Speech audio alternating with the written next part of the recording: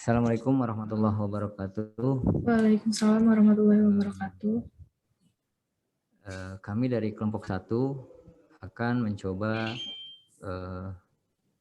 mempresentasikan resensi buku The World is Flat, karya Thomas L. Friedman. Kami di sini meresensi Flattener 1, The New Age of Creativity when the World came down and the windows went up. Abad baru kreativitas saat dinding runtuh dan jendela naik. Next.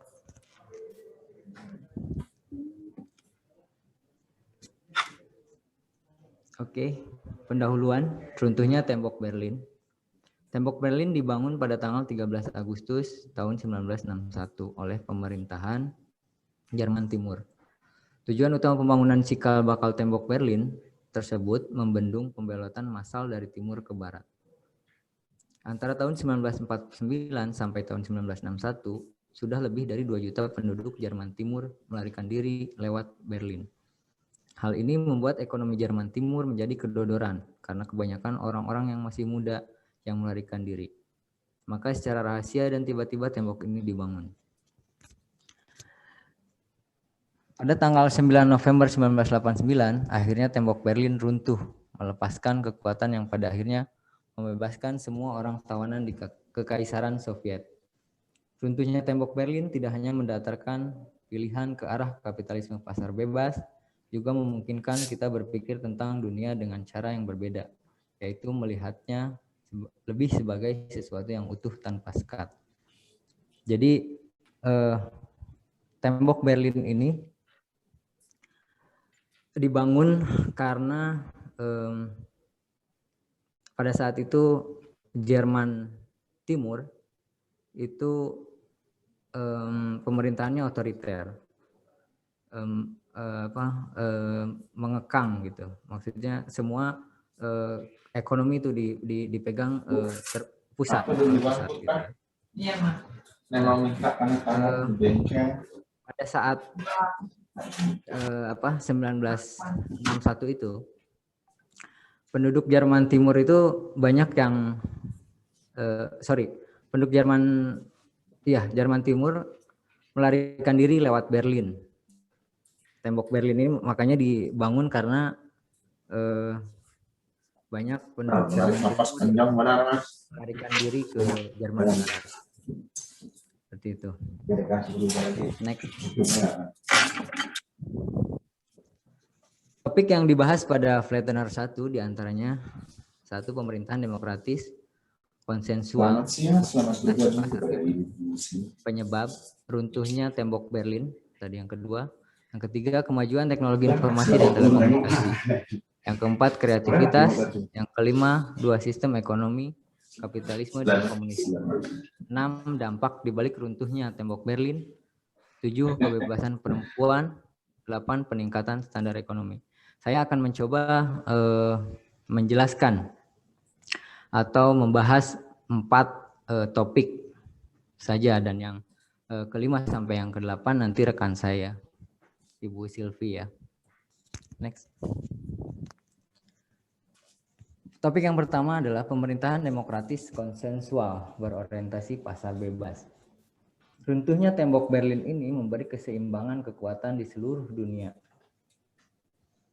Hampir mereka yang mendukung pemerintahan yang demokratis, konsensual, berorientasi pasar bebas, dan jauh dari mereka yang mendukung pemerintahan otoriter dan ekonomi yang dilaksanakan secara terpusat.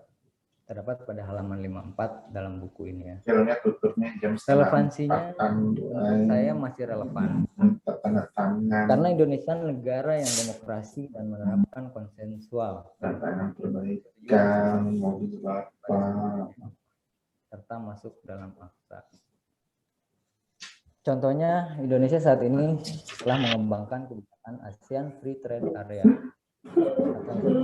yang berusaha menurunkan tarif intra-regional di antara anggotanya dengan tarif 0 sampai 5%. Demokrasi ini kita tahu ya,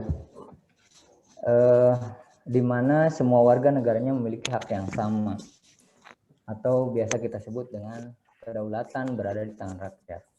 Bukan hanya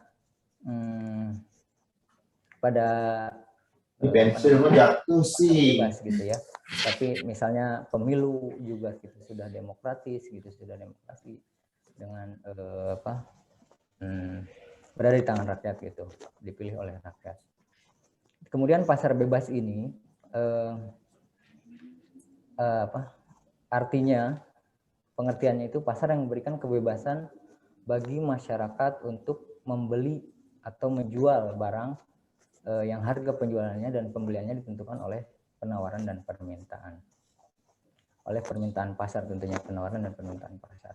Jadi tidak ada lagi harga yang ditentukan oleh pemerintah. Bahkan hampir tidak ikut campur pemerintah dalam pasar bebas ini. Next. Penyebab runtuhnya tembok Berlin. Penyebab runtuhnya tembok itu memang tidak begitu jelas disebutkan di buku ini. Tidak ada penyebab tunggal, tetapi harus menunjuk pada faktor yang pertama. Itu adalah revolusi informasi yang dimulai awal hingga pertengahan 1980-an. Sistem totaliter bergantung pada monopoli informasi dan kekuatan. Dan terlalu banyak informasi mulai lolos dari tirai besi berkat penyebaran mesin fax, telepon, dan akhirnya komputer pribadi. Ya, menurut saya ini masih relevan karena mesin fax, telepon, PC masih digunakan walaupun sudah ada handphone, laptop yang lebih canggih gitu. Dengan mesin fax ini contohnya kita dapat menerima informasi itu langsung diterima oleh orangnya atau perusahaan. Berbeda dengan email yang bisa banyak server internet yang harus dilalui. Hanya saja kita sebagai pengguna tidak pernah menyadarinya. Hal itulah yang menyebabkan terjadinya pembajakan atau pembocoran isi email untuk hal yang sangat rahasia. Banyak negara yang enggan menggunakan email, terutama untuk urusan pertahanan dan rahasia negara. Oke. Next.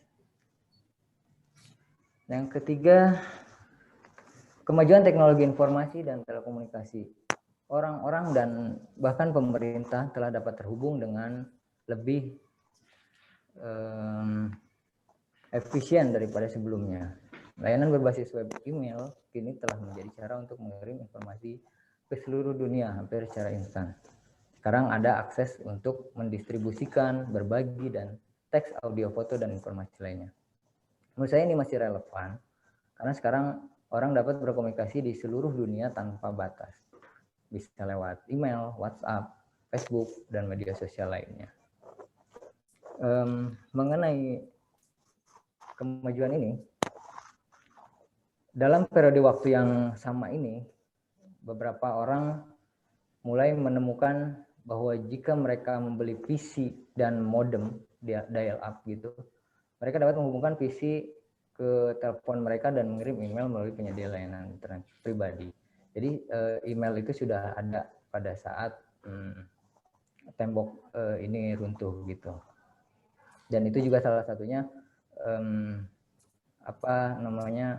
media informasi untuk mengumpulkan massa pada saat itu. Jadi mereka pada tahu gitu, pada tahu bahwa sedang ada unjuk rasa pada saat itu. Oke, next. Yang keempat, kreativitas. Versi pertama dari sistem operasi Windows diluncurkan pada tahun 1985 dan pembaruan Windows 3.0 yang ramah pengguna dirilis pada 22 Mei 1990. Hanya 6 bulan setelah tembok itu runtuh. Begitu cepatnya kreativitas ini dibangun. Menurut saya relevansinya ini sudah tidak relevan. Kenapa? Karena sekarang Windows sudah versi 10 ya. Sudah jauh. Nah, selain Windows itu ada Linux dan sebenarnya ada lagi Mac OS ya, Mac OS. Nah, itu pun sekarang menjadi sistem operasi yang modern dan pesaing terbesar saat ini malah gitu ya, Linux dan macOS. Nah di situ juga ada yang luput gitu dari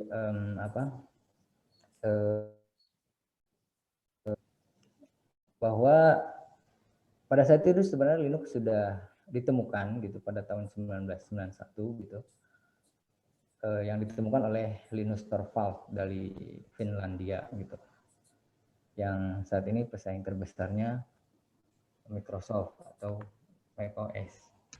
Oke, selanjutnya yang topik yang kelima, kami persilahkan Ibu Silvi untuk menyampaikan pembahasannya. Silakan.